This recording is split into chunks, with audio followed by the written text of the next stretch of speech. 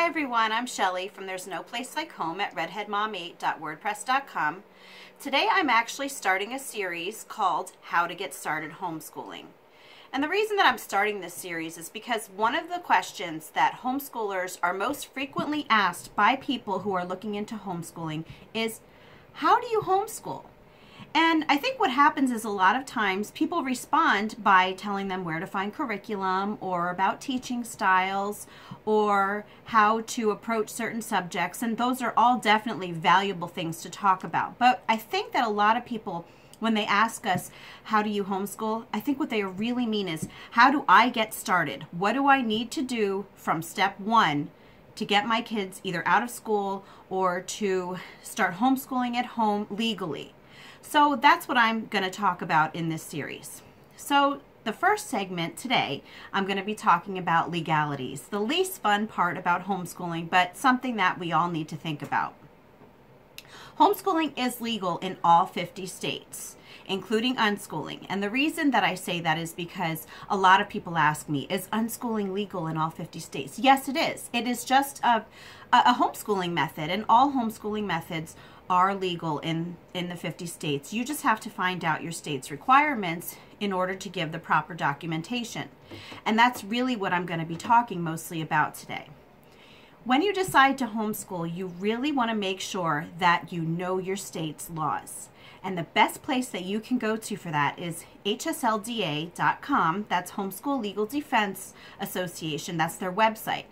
They actually have a page that shows a map. It's color-coded, and there are some states that have no regulation, some have low regulation, moderate, and then there's high regulation, that's where I live. I live in a highly regulated state. And for those of you who live in a highly regulated state, I'm just going to tell you, I've been homeschooling 8 years, and it is not bad. Not at all. So just let that be a little bit of a stress reliever to you, just to let you know that it's not as bad as you think it might be. But regardless, besides the color-coded map, it does have on it a list, state by state, of what each state's homeschool requirements are. And it's written in a way that is easy to understand. It's not just legal jargon. If you read through that and still have some questions about how to do things properly in your state, the best place for you to go to next, besides HSLDA, is to find other homeschoolers, people who are already doing it, especially those who have been doing it for a while. If you don't know anybody who's homeschooling, maybe you should look into joining a homeschooling group, some in your community, at your church, on Facebook. There are so many different places that you can actually join homeschooling groups, and then you can get in touch with these other people who will let you know, this is how we do things and this is what is required of us. Now, the one place you do not want to go to is your school district. And the reason I say that is because, yes, they do have to deal with all of the paperwork and everything, but they are trained to work in the public education system. You probably know more about your state's homeschool laws than they do. So really, the school district is the last place that you want to go if you want correct information. Also, what you want to do is you want to make sure that you follow exactly what the law says. I know that a lot of times some new homeschoolers, and actually some people who have been homeschooling a while, tend to give the school districts more information than is legally required. And what happens is the school districts then start to expect that from all homeschooling families. And they are not following the law. A lot of times they end up coming with their own requirements, which are not, like I said, they are not legally required. So you really want to make sure that you do that. You have to give them what is required, but no more. Also, I live in a state where we have to file an affidavit, or you might call it an intent to homeschool.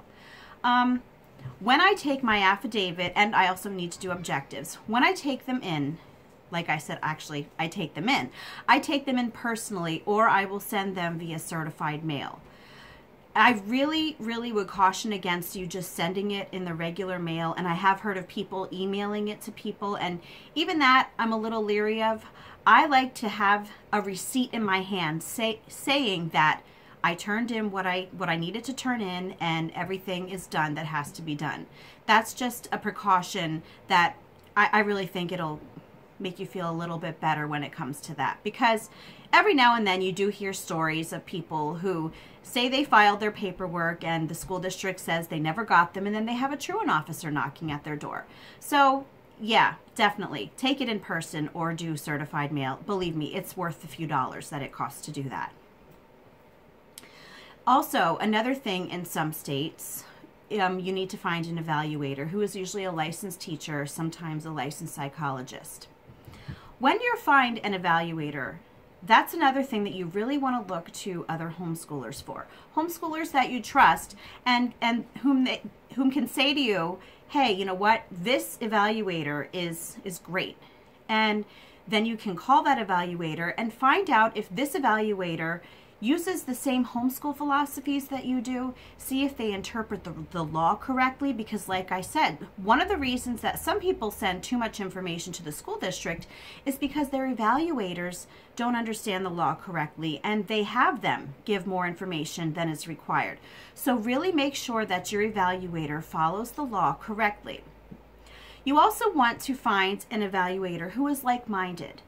I used to have an evaluator several years ago who, she was very nice, but she was very school-at-home homeschooling. And she was really fond of portfolios that were this thick, filled with worksheets and paperwork and all sorts of things. And that's not really how we homeschool. A lot of our stuff is hands-on.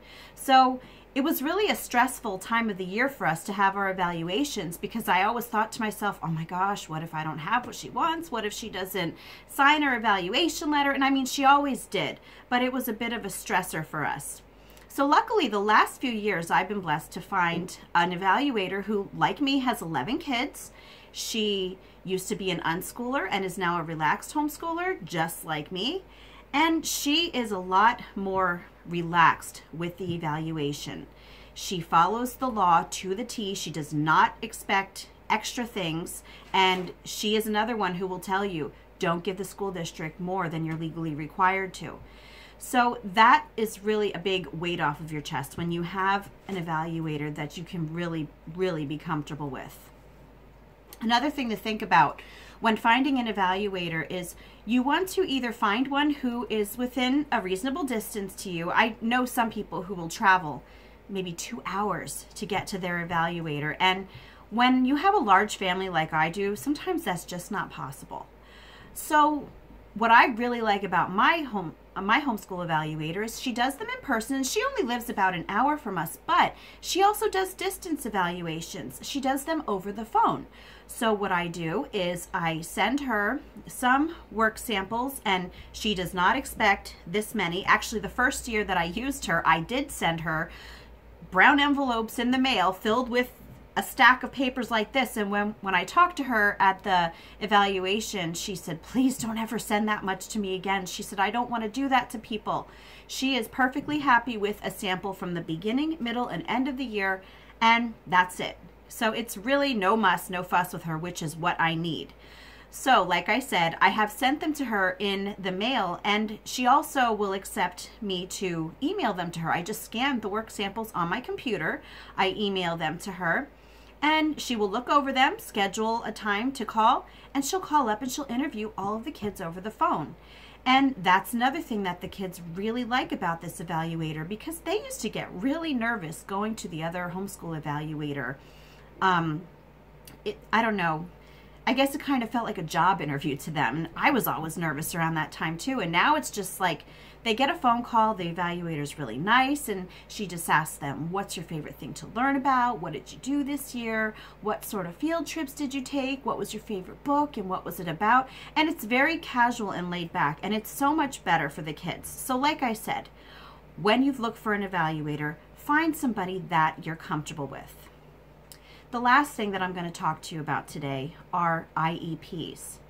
If you have a child with an IEP, you really want to look into your state's homeschool laws regarding that.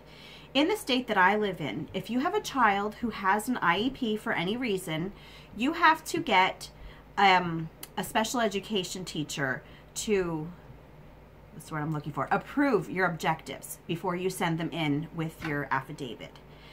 And then when you have your evaluations, you have to have an evaluator who has a degree in special education.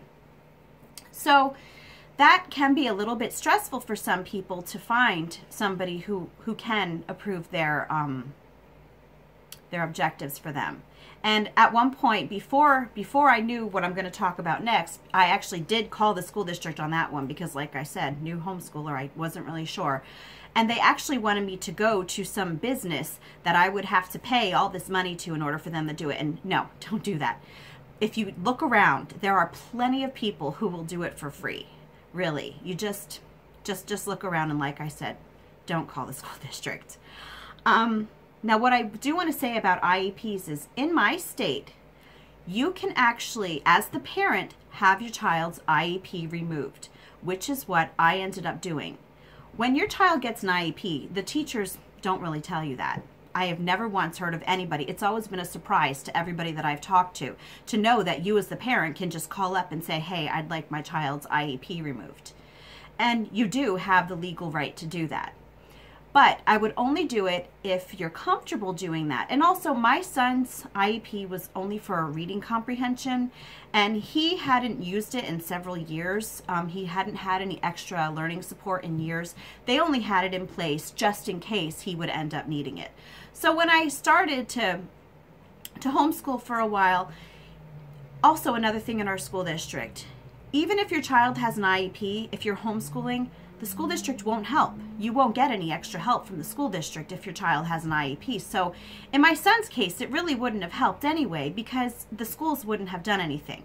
So I called the school district, the special education department, and I told them I would like to have my son's IEP removed. And, you know, they're probably going to argue a little bit. Mine did, and I said, hey, my son has straight A's, and he doesn't even need this IEP. It's only in place just in case. And then she went on to say, well, did you want to have a conference with the teachers and see what they think? And I said, no, because he's not even going to be there next year. He's going to be homeschooling. And that was it. The IEP was removed. So that is something to think about. If you have a child with an IEP and you are comfortable with it, you can have it removed, I live in Pennsylvania, at least in Pennsylvania. I know that's possible. Look into it in your state if that's something that you're thinking about. So, if you have any other questions regarding the legalities of how to get started homeschooling, please leave a comment. I would be happy to help you. I hope that I've included everything that I intended to. Next week's segment is going to be on deschooling. So, I hope you have a great day.